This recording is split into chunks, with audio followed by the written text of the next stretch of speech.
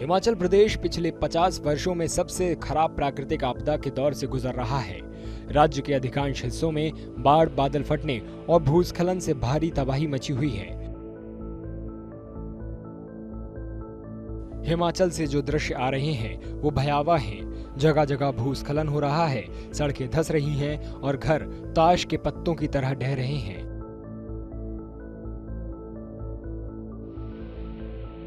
मुख्यमंत्री सुखविंदर सिंह सुक्खू ने करीब 10,000 करोड़ रुपए के नुकसान का दावा किया है। विशेषज्ञों का मानना है कि हिमाचल प्रदेश को पर्यावरण पर ध्यान दिए बिना किए गए अंधाधुंध विकास की कीमत चुकानी पड़ रही है। खुद मुख्यमंत्री भी मानते हैं कि ये त्रासदी मानव निर्मित और प्राकृतिक दोनों है। लोग हमारे नदी में घुस गए, नदी घरों में नहीं घुसी, घर नदी में घुसे। नाले घरों में नहीं घुसे, घर बनाने वाले नालों में घुस गए।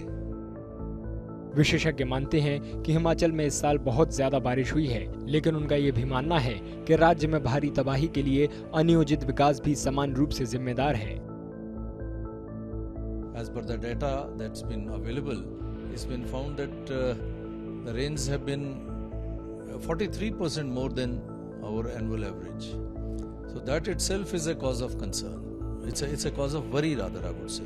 But then man-made activities, because of our requirements of housing, of our roads, of our development, we have encroached upon the natural waterways. विशेषज्ञों का कहना है कि सड़कें बनाने के लिए पहाड़ों और जंगलों की कटाई से वन क्षेत्र में कमी आई। इस कटाई से बनी ढलानें भूस्खलन के लिए अधिक संवेदनशील हो गईं। Mountains fail either because of the slope, so they cannot withstand a very steep slope. Other reasons could be that there has been deforestation. These mountains, I believe, they have been absorbing a lot of water. In a way, there is no free drainage available. मंडी और कुल्लू का अध्ययन करने वाले IIT रोपड़ ने भूस्खलन के प्रति संवेदनशील क्षेत्रों की पहचान की, जहां पिछले कुछ सालों में भूस्खलन की संख्या बढ़ी है। We could find that certain parts are showing very high landslide susceptibility zone. Similarly, for Kullu, Mandi region or Himachal region, some very significant area comes under a very high landslide susceptibility zone. विशेषज्ञों का सुझाव है कि सरकार और सभी संबंधित लोगों को बहुत ज्यादा सावधानी बरतनी होगी और भविष्य की योजना स्थायी तरीके से बनाएं, क्योंकि निकट भविष्य में आपदाओं की संख्या बढ़ेगी। Now this is a big lesson for all of us, especially the technocrats. It's a big lesson for us, even for the planners, that we should not be coming forth with say off-the-shelf solutions. We have to think hard about it and get the real situation. If there is something which is vulnerable and which is not likely to withstand such like disasters, well, we must look for alternates.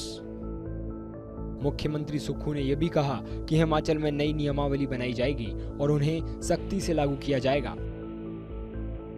पहले 8 स्टोरियां बनती थी, पर उसकी structure engineering अच्छी होती थी। Advance study आज है, सचिवालय आज भी खड़ा है।